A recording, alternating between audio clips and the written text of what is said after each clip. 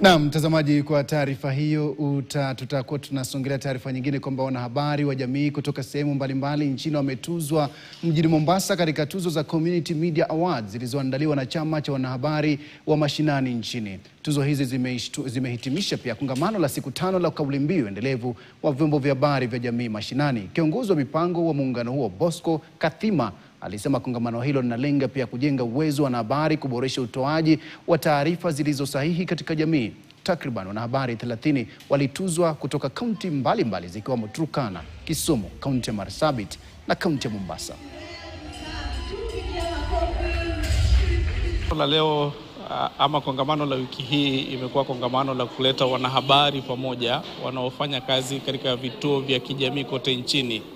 Na kongamano hili limekuwa la umuhimu sana kwa sababu kila mwaka tukilifanya inawajenga wanahabari hao na wanajua ni vipi wanafaa kuripoti masuala mbalimbali nyanjani, ili wale wanaowasikiliza wapate habari ambazo zimehakikiwa na zile habari ambazo zinafaa zaidi katika jamii. Wanahabari wanaofanya katika vituo hivi ni wale ambao wanasikilizwa sana na wanarelate vizuri na wale walio katika mashinani.